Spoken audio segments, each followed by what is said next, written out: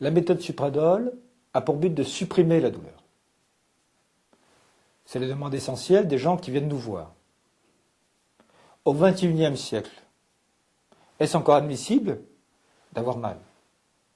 La méthode Supradol est une méthode simple, efficace, régénératrice, ça veut dire sans médicaments.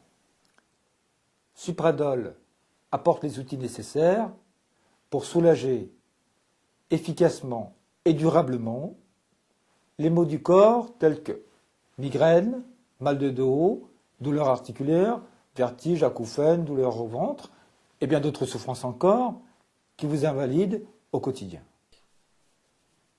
D'ailleurs, notre méthode comporte, avant chaque décision thérapeutique, la pratique systématique d'un bilan du patient de la tête jusqu'aux pieds.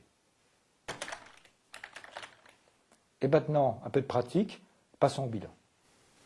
Serge, qui est aussi le concepteur de la méthode Supradol, il va vous présenter comment pratiquer un bilan. Notre méthode thérapeutique est bâtie sur 3 piliers.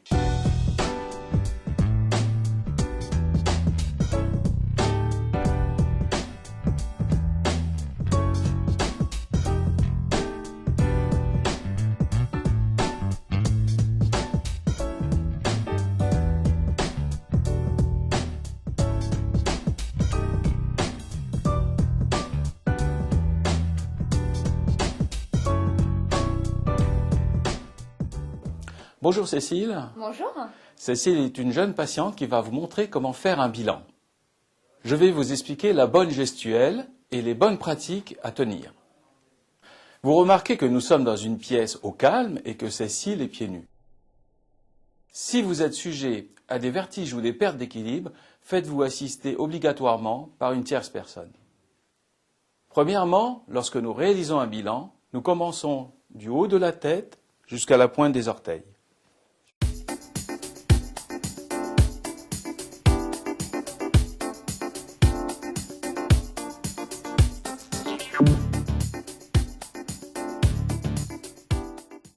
Alors Cécile, levez votre bras en avant, levez votre index et rapprochez-le lentement entre vos deux yeux. Très bien. Si cet exercice vous provoque une douleur aux yeux, une gêne à suivre le doigt ou une torsion de la tête, consultez votre ophtalmologue. Si vous n'arrivez pas à réaliser correctement cet exercice, cela veut dire que votre axe visuel est perturbé. Pour compenser le problème visuel, votre tête pivote, engendrant de possibles douleurs au niveau du cou, mais aussi du dos.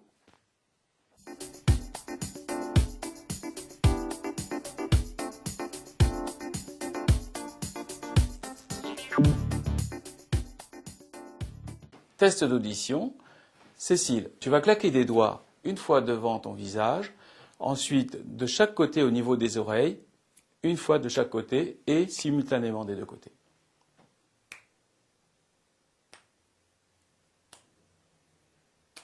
Bien. Un trouble de l'audition peut provoquer un problème de port de tête ou des problèmes d'équilibre. À partir de là, il faut absolument consulter votre ORL.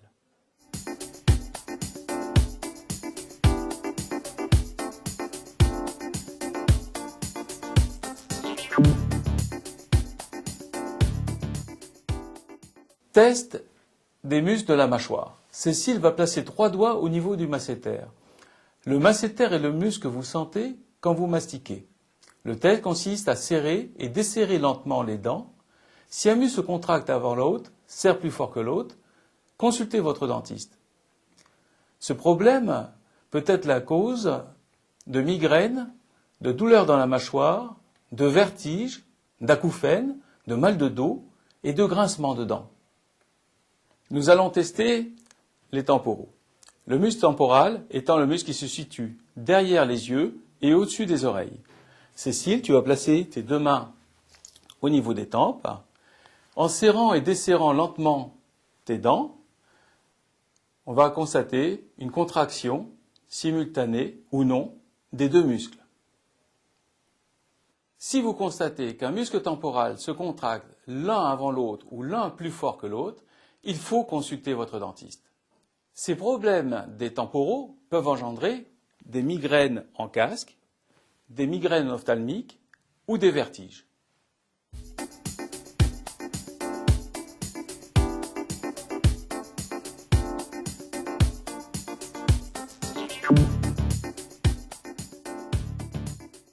Nous allons faire le test d'ouverture et fermeture de la mâchoire. Pour ce test, placez-vous devant une glace.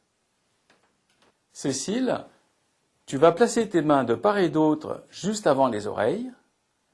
En ouvrant et en fermant lentement ta bouche, tu repères s'il y a des déviations lors de l'ouverture et s'il y a une déviation lors de la fermeture. Lorsqu'on constate une déviation, c'est signe d'un problème au niveau de l'articulation de la mandibule, donc de la mâchoire. À partir de là, il faut en parler à son dentiste. Des douleurs au niveau de l'articulation de la mâchoire peuvent provoquer des vertiges, des maux de tête, des acouphènes. Un décalage de la mâchoire peut provoquer des tensions du cou, une bascule du dos et des douleurs dans le dos. Si vous constatez un décalage et des douleurs dans la mâchoire, il faut consulter votre médecin, votre kiné.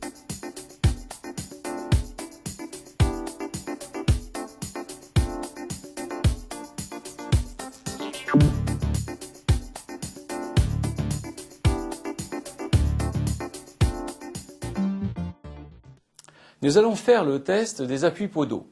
Pour cela, Cécile, tu vas lever une jambe et nous allons observer s'il y a un appui trop fort au niveau du gros orteil ou s'il y a un pied creux.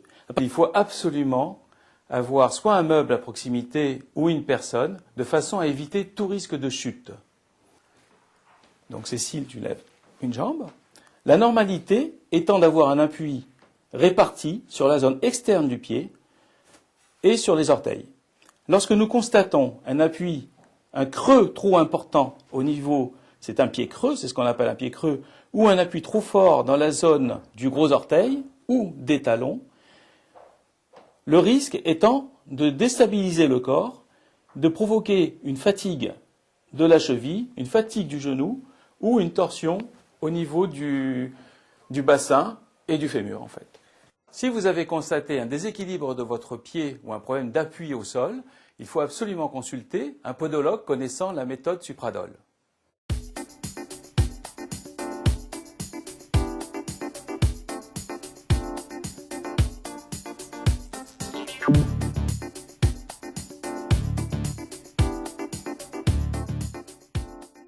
Cécile, nous allons faire le test de la danseuse.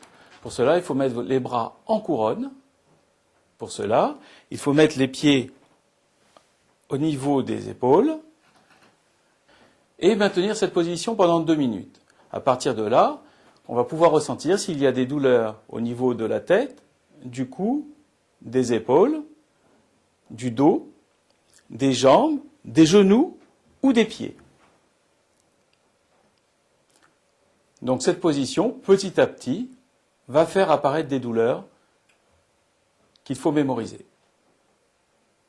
Alors ce test permet de déterminer si le corps est bien équilibré. Si nous constatons des douleurs à ce niveau-là, il faut aller voir un praticien connaissant la méthode Supradol.